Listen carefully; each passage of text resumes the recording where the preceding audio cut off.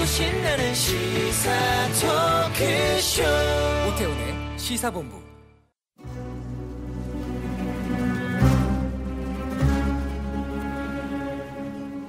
(9월 18일) 날 3차 남북 정상회담 할 때 사살된 퓨마와 아주 비슷한 것을 좀 가져오고 싶었지만 그 퓨마를 너무 고생시킬 것 같아서 그거는 그냥 안 가져왔습니다. 남북 정상회담이 열리는데 이 눈치도 없는 퓨마가 하필이면 그날 탈출을 해가지고, 국무조정실장님, 그날 저녁에 NSC 열린 거는 맞죠? 네, 안 열렸습니다. 제가 NSC 멤버입니다. 회의를 하고 이 선수가 좋은가 저 선수가 좋은가. 근데 본인은 소신으로 계속 그 두 사람을 마음에 갖고 있었지 않습니까? 근데 그 딴 분들이 혹시 반대했습니까? 그렇지는 않습니다. 전부 근데 다. 근데 3시간씩이나 들었습니까? 그럼요. 그 선수를 하나를 뽑는데 그러면 대충 뽑습니까? 절대 그건 아닙니다. 사과를 하시던지 사퇴를 하시던지.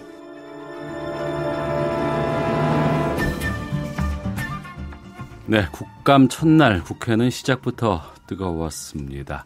앞서 국감 현장의 소리들 들으셨는데요. 자유한국당의 김진태 의원과 홍남기 국무조정실장의 대화, 또 더불어민주당 손혜원 의원, 또 야구 대표팀 감독이죠. 선동열 감독 간의 설전도 좀 오갔습니다. 촌철 살인의 명쾌한 한마디부터 속 터지는 막말까지 한 주간의 말로 정치권 이슈를 정리하는 각설하고, 더불어민주당의 최민희 전 의원, 자유한국당의 김용남 전 의원 두 분과 함께합니다.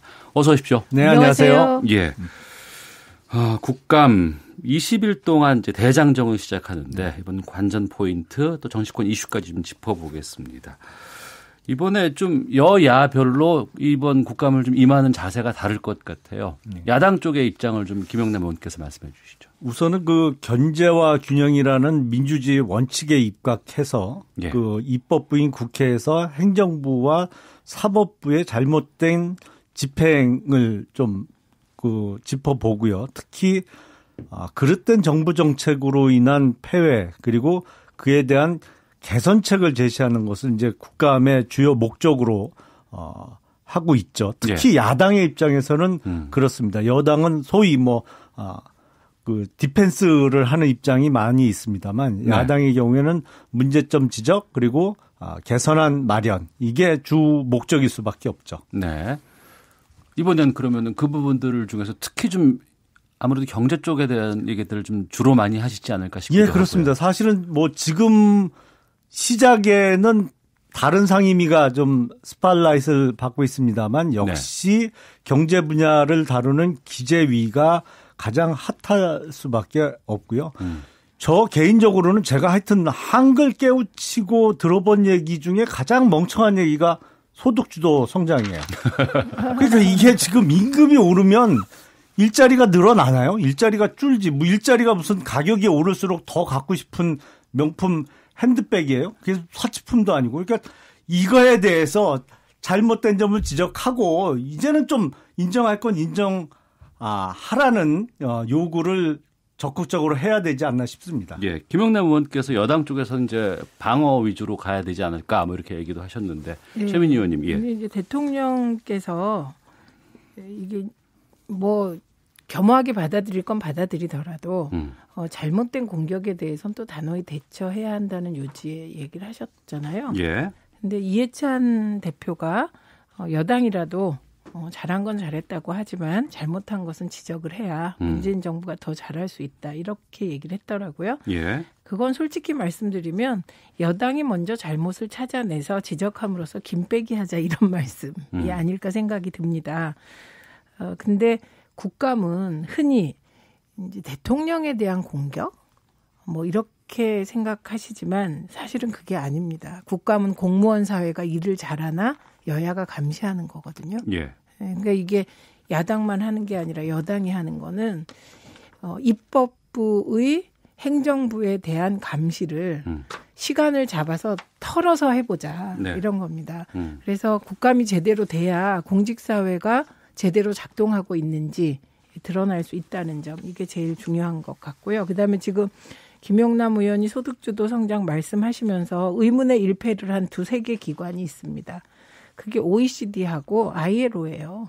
이미 소득주도 성장 그러니까 포용 성장 개념은 국제노동기구와 OECD가 2010년 이전에 그리고 2016년까지 얘기했던 것이거든요. 근데 그걸 멍청하다고 하면 어떻게 됩니까? 세계 기구가. 그래서 저는 이렇게 이념적인 논란이나 큰 의제보다는 구체적으로 각 부처가 일을 얼마나 잘하고 있는지 자료로서 증명하는 게 국감이라고 봅니다. 예. 그건 좀 사실관계를 바로잡아야 될 필요가 있는데요. 그 소득주도 성장 원래 이제 우리나라 밖에서는 임금주도 성장이라고 부르죠. 그거를 임금주도 성장을 ILO의 일부 좌파 경제학하는 학자들이 주장한 바는 있는데 그게 주류는 절대 아니고요.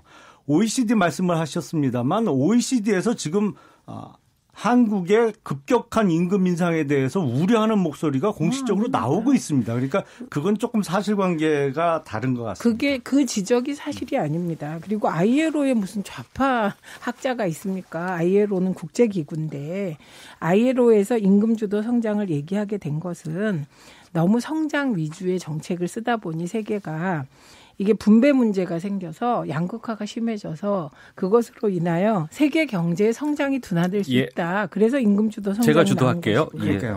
처음에 국정감사 시작하면서 이제 하나씩 좀 짚어보고 문을 여는 취지에서 한 질문씩 드렸는데 벌써부터 좀 이렇게 뜨겁게 분위기가 올라오는 것 같아서 좋죠. 행복합니다. 날씨도 쌀쌀한데 이렇게 후끈하게 진행하죠. 뭐. 제가 하나씩 좀 짚어보겠습니다. 첫날 국감에서는 이제 법사위 대법원 국정감사가 좀 이슈였는데 재개가 됐어요. 그런데 이제 야당 의원들이 또 퇴장하면서 이제 국감이 한때 파행되기도 했었고 아무래도 이제 대법원장의 증인 신청 논란 때문에 좀 그랬던 것 같은데 여기서부터 정치 격돌에 좀 장애되지 않았나 싶기도 하거든요. 김영남 의원께서 말씀해 주시죠. 통상 이제 그 사법부에 대한 국정감사에서는 대법원장께서 인사말만 하고 답변은 법원 행정처장이 대신해 왔죠. 그런데 이번에는 그 김명수 대법원장이 춘천지방 법원장으로 재직하던 시절에 그 홍보관실 운영비를 현금으로 700만 원을 수령한 게 이제 문제가 되고 있거든요. 그래서 그거는 다른 사람이 법원 행정처장이 대신 답변할 게 아니고 대법원장 본인과 관련된 거니까 본인이 증인으로 직접 답변하라는 게 야당 측의 주장이었고요. 그게 이제 서로 여야 간의 의견이 안 맞는 과정에서 김명수 대법원장이 인사말을 시작하자 이제 야당 쪽에서 퇴장을 했던 것이죠. 네. 뭐 습관적으로 반복되는 겁니다. 그리고 우리는 이제 되게 보수가 되게 원칙을 지키잖아요. 그러니까 자유한국당은 보수시잖아요. 그래서 이 삼권 분립에 따라 그 원칙을 지키기 위해서 대법원장이 직접 답변을 안 하게 된 것이거든요. 그러니까 얼마든지 방법이 있잖아요. 이 질의할 수 있는 방법이 있다고 봅니다. 그런데 대법원장을 출석하라고 요구한 것은 그건 그냥 파행을 위한 제스처죠, 뭐. 네. 저는 기억에 국정감사에서 이제 증인 신청 또 증인이 나와서 핫하게 좀 붙는 경우를 많이 봤어요. 이전에는 이제 재벌 총수들 나왔을 때 스포트라이트가 많이 좀 있었는데 이번에는 유명인들이 좀 등장을 했습니다. 문체위에서 선동열 감독 앞서서 이제 소리도 들으셨습니다만 산자위에서는 백정원 대표가 이제 요리하시는 분이 나오셨는데. 골목 상권 논란과 해법을 백 대표에게 묻는다고 해서 이제 증인 신청이 된 것 같고 이번에 증인 채택에 대해서는 어떻게 보시는지? 이제 예전에는 재벌 총수들이 국감에 증인으로 많이 출석을 했는데 지금은 웬만한 재벌 총수들이 다 재판받고 있어서 그런지 이번엔 국감장에는 안 보였어요. 그런데 골목 상권 문제와 관련해서 백정원 씨를 증인으로 출석시키는 건 조금 부적절하지 않았나 싶습니다. 오히려 김상조 공정거래위원장이라든지 아니면 전통시장 상인연합회 관계자를 출석시켜서 지금의 상황을 짚어보고 그에 따른 대책을 논의하는 게 맞지. 글쎄요. 지금 뭐 음식점 프랜차이즈 하는 분이라고 해서 백정원 씨를 증인으로 부른 건가요? 전 이해가 안 됩니다. 뭐 이 여당에서 했나요? 어쨌든 모르겠어요. 누가 했는지를 저희가 몰라요. 네. 그런데 이제 백정원 씨가 골목상권 보호에 대해서 발언을 한 일이 있었다는 거잖아요. 그런데 정작 본인은 그렇지 않으니 지금 우리 사회에서 그런 문제가 많이 벌어지고 있으니 아마도 뭐 상징적으로 부른 게 아닌가 예, 그렇게 싶습니다. 그러니까 이제 그 부분이에요. 어떤 거냐면은 이제 국감 어제 첫날 시작이 됐지만 주로 많은 일반인들께서 이제 국민들이 관심을 가졌던 건 벵갈 고양이 그리고 이제 선동열 감독의 이제 얘기들 이렇게 좀 이슈 쪽으로만 너무 국감이 흘러가는 것이 아닌가 싶기도 하고 그렇게 되면 또 의원들도 내가 좀 돋보이기 위해서 그런 쪽으로 가지 않았나라는 그런 생각인 거죠. 그러니까 국회의원이 300명이잖아요. 네. 그런데 유력 매체에 국감과 관련하여 출연하거나 제기한 이슈가 등장하는 게 굉장히 어렵겠죠. 네. 그리고 300명이 뭐 보통 300명입니까? 네, 그러니까 어렵다 보니 그 자료를 파서 이슈를 제기하기보다는 네. 소품을 등장시키거나 이런 어떤 내용 외적 요소를 어떻게든 활용하고 싶겠죠. 그런 면에서 보면 김진태 의원은 국감 스타 1호 등극입니다. 성공한 것이다? 예, 성공한 거죠. 성공한 건데 들여다보면 씁쓸한. 내용은 실패인데 형식은 성공해서 가장 많이 지금 국민들 입에 오르내리고 있습니다. 그래서 국회의원 정치인들은 자기 부고만 아니면 욕이라도 언론에 한 번이라도 더 나와야 되는 존재라는 말에 따르면 대성공이고요. 그다음에 선동열 감독의 경우는 제가 궁금한 거는 이게 이제 그 국가 대 국가 대항 큰 대회에서 우승을 하면 군대를 안 가잖아요. 그러다 보니 뽑는 과정에서 팀별 나눠먹기 선발이 있었다. 이게 궁금했는데 그런 얘기가 이렇게 집중적으로 안 나와서 되게 아쉬웠습니다. 저는 어제 그 벵골 고양이 기사를 보면서 야 요번에 동물원에서 퓨마가 아니고 코끼리나 기린이 탈출했으면 큰일 날 뻔했다라는 생각이 들었습니다. 그거 코끼리나 기린 국감장에 갖고 오려면 그 천장 다 뚫어야 되잖아요. 그나마 좀 덩치 작은 게 탈출을 해서 그런데 글쎄 퓨마하고 그 새끼 벵갈 고양이하고는 비슷한가요? 전 잘 모르겠더라고요. 이게 그러면 언론의 문제인 건지 아니면 그 의원들이 이런 보여주기식 때문에 언론이 따라가는 건지 언론도 이거 반성을 좀 해야 되지 둘 다 않을까 문제죠. 싶어요. 그렇죠. 그래서 그 예를 들면 선동열 감독이 나왔을 때 저는 많은 분들이 이렇게 궁금해하세요. 국가대표 선발할 때 나눠먹기 한 거 아니야? 예. 팀별 엔트리가 있었다는데 그걸 파헤쳐야 되는 게 아니야? 이게 이제 농구 팬들이나 국민들 관심인데 현장은 그게 아니었잖아요. 어떻게 뽑았냐? 물론 그것도 중요합니다. 그러면 언론이 지적해야 될 건 어떻게 뽑았냐를 가지고 논쟁하는 것보다는 핵심이 이거다 이렇게 지적해 줘야 되겠죠. 그리고 사실 벵갈 고양이 같은 거 이런 식으로 집중해서 주목을 받다 보면 제2, 제3의 벵갈 고양이 등장하거든요. 네. 그러니까 언론이 사실은 조금 관심을 덜 가져야 돼요. 이런 거엔. 그 백종원 씨는 더불어민주당의 백재현 의원이 증인 신청했다고 하는데 김영남 의원께서도 말씀해 주시죠. 그게 아주 어려운 정책 문제를 막 분석해서 질의를 하거나 그러면요. 관심이 떨어지고. 기사에 한 줄도 안 나와요. 예. 왜냐하면 기사 쓰기도 어렵거든요. 그거 이제. 그래서 뭔가 이렇게 쉽게 언론의 그 주목을 받을 수 있는 걸 하다 보니까 그런데 그 서로 문제죠. 뭐. 근데 가끔 시각적 효과가 필요한 경우도 있습니다. 예. 그래서 요번에 뭐 벵골 고양이 새끼였지만 그 뉴트리아라고 왜 괴물쥐라고 보통은 알려져 있는데 과거에 나왔었죠. 한번. 그게 실제로 보면 쥐보다는 이 살찐 크잖아요. 고양이보다 더 커요. 네. 그게 이제 수초 등을 많이 갉아먹으면서 생태계 파괴의 주범으로 그 지목이 돼 갖고 이제 그 일반 국민분들께 인식을 좀 제고하고 그거에 대한 대책을 마련하기 위해서 이제 국감장에 나온 적이 있었는데 근데 이제 동물을 너무 자주 데리고 나오는 거는 조금 역효과를 낼 수도 있겠죠. 그래서 뉴트리아하고 퓨마 대신에 새끼 벵골 고양이를 갖고 온 거하고 동일시하는 거는 조금 부적절하지 않나. 지금까지 뉴트리아를 국감장에 데리고 왔던 김용남이 전해드렸습니다. 김용남 의원께서 뉴트리아를 그때 갖고 오셨어요? 제가 근데 사실은 그때 국감장이 환노위가 파행되면서 그 뉴트리아만 하루 종일 국감장에 있었어요. 과거에 그래갖고 질의는 못하고 그냥 뉴트리아만 계속 화면을 탔죠. 그래서 뉴트리아의 경우는 약간 내용과 맞아서 뭐 그런데 어제 그 고양이는 고생하고 고양이 표정이 되게 무서워 보였고 무서워하는 것 같더라고요, 고양이가. 그러니까 내용과 안 맞는 저런 그 고양이의 등장은 비판해야죠. 언론도 우리도 따끔하게. 알겠습니다. 청취자께서 한규봉님께서 슈레딩거의 고양이 이후에 최고입니다. 김진태의 고양이. 김원일님께서는 매일 듣다 보니 궁금한 게 있는데 매일 들으신다니 고맙습니다. 두 분이 이렇게 싸우고 나가면 뒤에서는 어떻게 보십니까? 사이좋게 지내나요? 아니면 으르렁거리나요? 이렇게 의견도 주셨습니다. 항상 즐겁게 나가고 계십니다. 제가 그 깍듯이 모시고 있는데요. 어딜 제가 덤비겠습니까? 예, 오태훈의 시사본부 더불어민주당의 최민희 전 의원, 자유한국당의 김영남 전 의원과 함께 각설하고 코너 진행하고 있습니다. 어제 강경화 외교부 장관이 오이사 제재 해제를 관계부처와 검토 중이다. 이런 얘기를 하면서 이제 외통위 국감장이 술렁였는데 나중에는 뭐 사과하고 한 발 물러섰다고 하는데요. 관련 인서트 좀 듣고 계속 이어가겠습니다. 현 정부에서는 오이사 조치를 해제할 그 용의를 가지고 있습니까? 예, 관계부처와 검토 중인 걸로 알고 있습니다.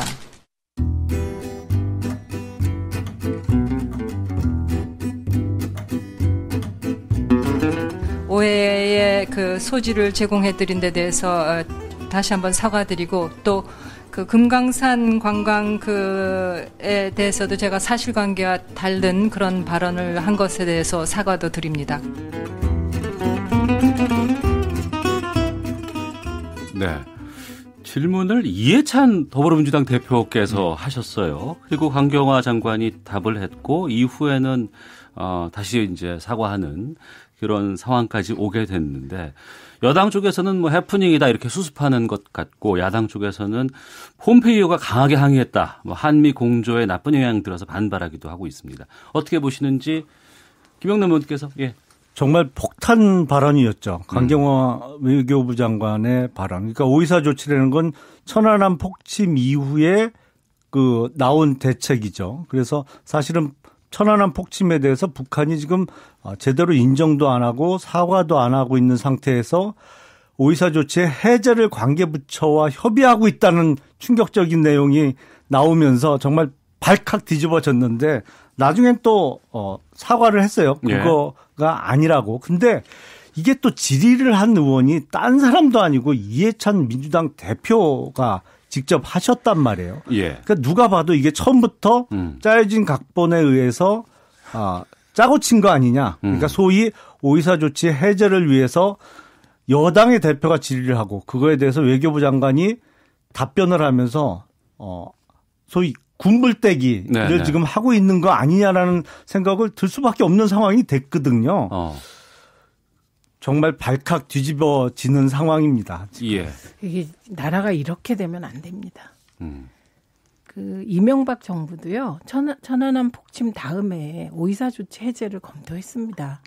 박근혜 정부는요. 2014년에 그 그때는 새누리당인가요? 새누리당 쪽에서 2014년 최고위원회의에서 김태호 최고위원하고 그다음에 피닉제께서 오이사 조치 해제를 검토할 때가 됐다는 얘기를 했습니다. 그러니까 이인재 의원, 예. 그러니까 이 오이사 조치의 핵심이 개성공단하고 금강산 빼고 다 대북 그 관계는 끊어버리겠다는 거잖아요. 근데 이게 계속 문제가 돼서 이전 정부에서도 재검토했다가 못하고 재검토했다가 못하고 이랬던 겁니다. 네. 그런데 이명박 박근혜 정부와는 지금은 비교할 수 없을 만큼 남북관계와 북미관계가 진전되고 있는데 이 상황에서 그 재검토할 생각이 있냐 묻는 게 뭐가 문제며 예, 그거 뭐 관계부처가 검토는 한번 해보겠다.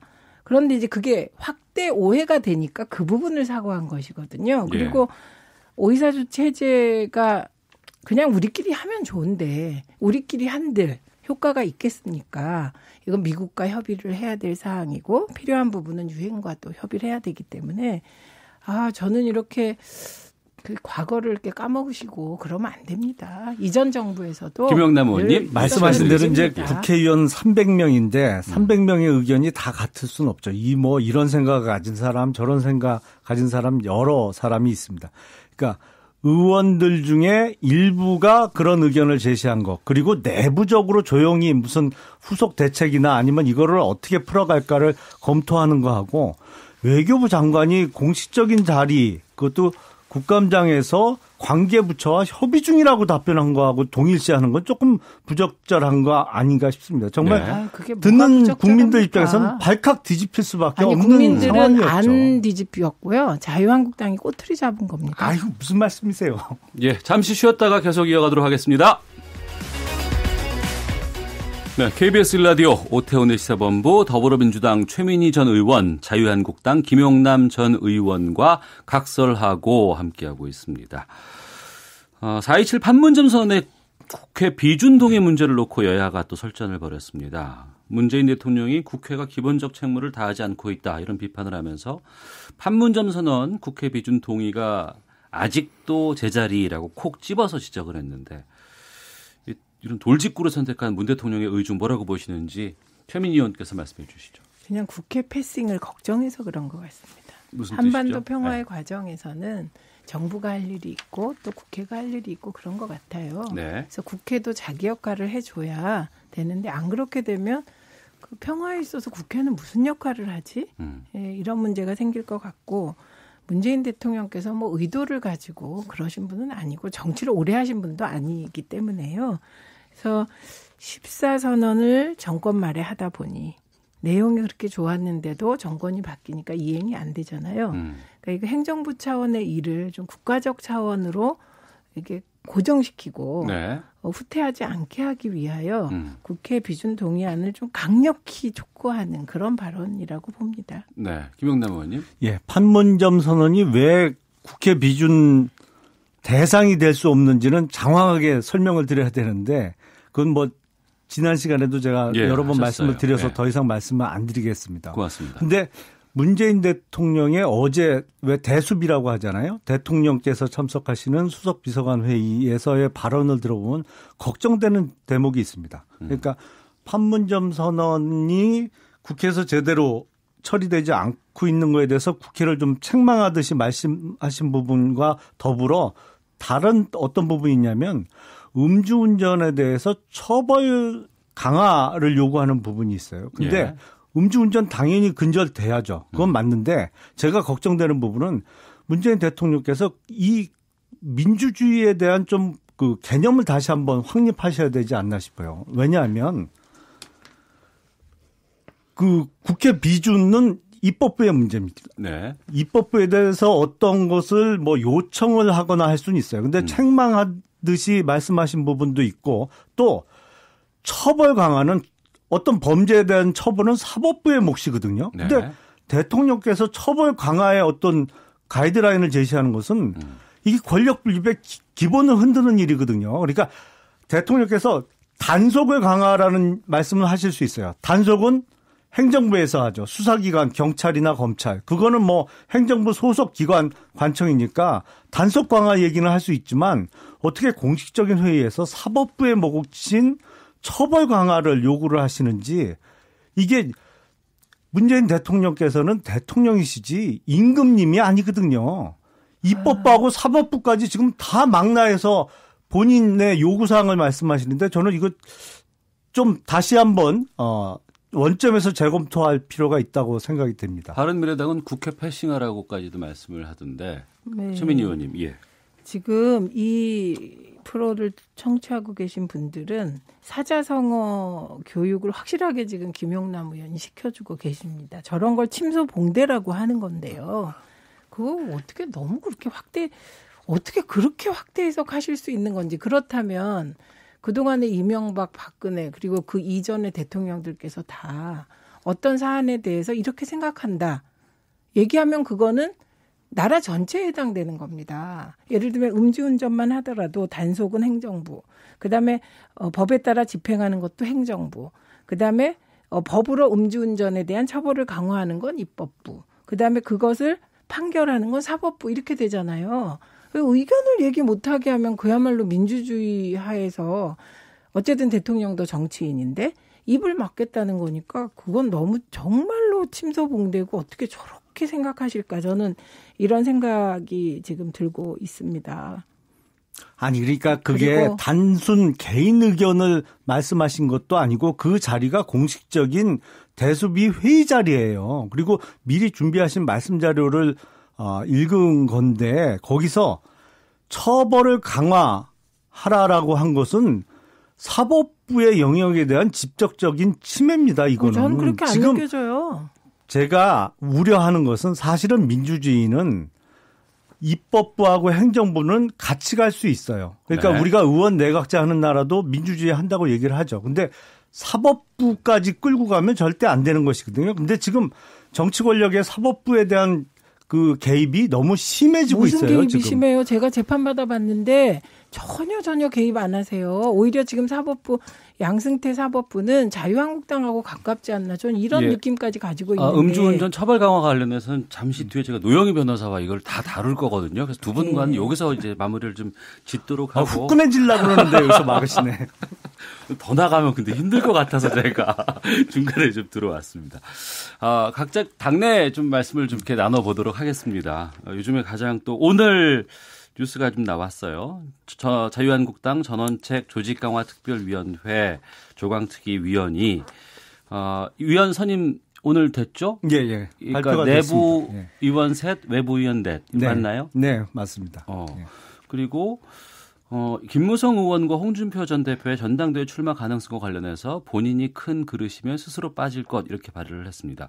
먼저 이 전원책 그 조강특위위원회 이번에 1년의 이 활동에 대해서는 어떻게 보시는지 김영남 의원께서 좀 말씀해 주세요.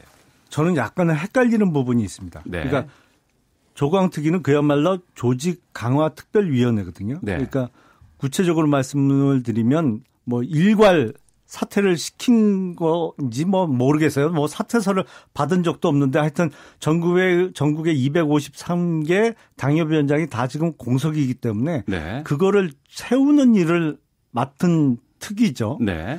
근데 누가 전당대회에 당대표로 출마하느냐 마느냐 아니면 출마하게 하느냐 아니면 그걸 금지하느냐는 조직강화 특위의 일이 아니에요. 네. 그거는 당원 당규를 바꿔서 예를 들어서 뭐 직전 뭐 최근 3년 이내에 당대표를 한 사람은 출마를 막는다든지 이거는 다른 데서 해야 될 거거든요. 그건 당원 당규 개정 특위에서 해야 될 일인데 조직 강화 특위와는 전혀 상관이 없는 부분에 대한 언급이 조금 늘어나면서 이게 역할에 대한 조금 오해가 있는 것이 아닌가라는 생각이 들고요. 예. 문제는 지금 당협위원장을 잘 임명하는 게 조직 강화 특위의 본연의 역할입니다. 그래서 그걸 좀 거기에 집중하셔야 되지 않나 싶고요. 김무성 의원이나 홍준표 전 대표의 전당대회 출마 여부는 물론 본인의 판단이 가장 중요하겠죠. 근데 그게 정말로 부적절하다고 생각하면 당원 당규를 개정해야 되는 일이라고 생각이 듭니다. 근데 그건 조직 강화 특위의 역할은 아니에요. 예. 이런 자유한국당 쪽의 이런 움직임들, 상황들 보시면서 어떤 느낌이 드셨어요? 느낌은 뭐 괜찮다. 예전에 위기도 한번 겪은 경험이 있으시기 때문에 또 해안도 있으실 것 같기도 하고.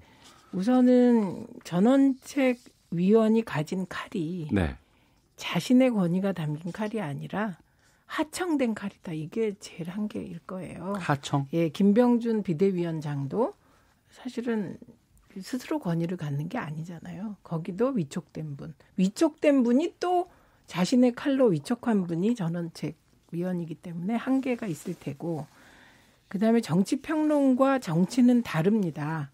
그런데 이런저런 말을 많이 하시면 그 말에 전원책 위원이 아마 그 말이 덫이 될 텐데 여전히 평론하던 그 습을 못 버리신 게 아닌가. 그래서 걱정이 됩니다. 그 부분은. 그리고 지금 뭐 조강특위에서 당협위원장 바꾼들 무슨 의미가 있습니까? 내년 초에 전당대회 하면 전당대회 전에 또 한번 조직 개편 쫙 하거든요. 그러니까 지금 이 움직임은 뭔지 사실 참 의미 없는데 또 저렇게 하시니까 무슨 의미인지 잘 읽히질 않는 이상한 판입니다. 전원책 위원이 한국당은 중환자다, 사방이 적이다 이렇게까지 했는데 김영남 의원께서는 이 발언에 동의하세요? 한국당이 많이 아프죠. 네. 그건 뭐 전적으로 동의합니다. 근데 사방이 적이라기보다는 사실은 지지층이 적은 게 문제죠. 네. 그러니까 여야 간의 대립은 항상 있어 왔었고, 뭐 정치를 하다 보면 적이 생긴다고들 하지 않습니까? 근데 적이 있는 게 문제가 아니고 지지층이 적은 게 문제고, 그것은 제대로 보여드려야 될 모습을 잘 보여드릴 때 지지가 회복되고, 좀 더 좋은 사람들이 모여들 텐데, 이게 순서가 바뀌었거든요. 지금 지지층이 안 모이고 있는데 사람을 다 바꾸겠다고 그러니까 뭐 지원하는 사람들 중에 좋은 사람을 골라내기가 어려운 거죠. 예. 그러니까 인적 청산을 통해서 그리고 새로운 인재 영입을 통해서 지지자들과 다시 이제 연애를 시작한다. 네. 이혼했다가 이제 재결합하는 과정인데 제가 최근에 자유한국당을 보면서 위험한 흐름은 집단 지도 체제로 가자는 목소리가 나오고 그게 다수라는 부분입니다. 이건 무슨 뜻이냐면 총선 때 나눠먹기 체제로 가자 이 얘기거든요. 그러니까 그 나눠먹기는 현역 의원들에게 가장 안전한 시스템입니다. 집단 지도 체제가. A 계파, B 계파, C 계파, D 계파가 자기 대리인을 당 지도부에 넣어요. 공천 때 그 비율대로 이제 공천하게 되지 않습니까? 그래서 이렇게 위기의 순간엔 집단 지도 체제 하는 거 아니고 그냥 강력한 대표를 뽑아서 이제 당을 이끌고 가는 건데, 네. 이 위험한 상황에 전원책 이제 위원께서 이런 흐름 사방이 다 적인 거죠. 예. 인정 안 하겠다 이것과 같은 마무리해 주시고요. 예. 그거는 조금 설명을 드려야 될 것 같아요. 예, 집단 지도 체제는 예. 그런 의미라기보다는 원래는 그전에 이제 전당대회에 출마해서 1등이 당대표, 2등부터 최고위원 이렇게 구성을 했거든요. 근데 그거가 좀 문제가 있다고 해서 당대표 따로 최고위원 따로 뽑다 보니까 당대표의 전횡이 일어났거든요. 이게 대표적인 게 이제 지난 지방선거를 앞두고 홍준표 당시 당대표 때에 일어났던 일에 대한 반성으로 예. 당대표의 전횡을 막는 제도로서 이제 집단 지도 체제를 다시 논의하고 있는 거지 공천하고는 상관없습니다. 공천 나눠먹기는 공천을 어떻게 하느냐, 그 공심위를 어떻게 독립성을 보장하고 구성을 잘하느냐의 문제지 그게 지도 체제의 문제하고 직접 관계 있는 것 같지는 않습니다. 전당대회는 지금 언제로 예정하고 있어요? 구체적인 계획 없죠. 내년 대략 계속. 내년 2월쯤으로 예상은 하고 있습니다. 내년 2월. 네. 알겠습니다. 자, KBS 라디오 오태훈의 시사본부 한 주간의 정치권 이슈 짚어보는 각설하고 더불어민주당의 최민희 전 의원, 자유한국당의 김용남 전 의원과 함께했습니다. 두 분 오늘 말씀 고맙습니다. 고맙습니다. 감사합니다.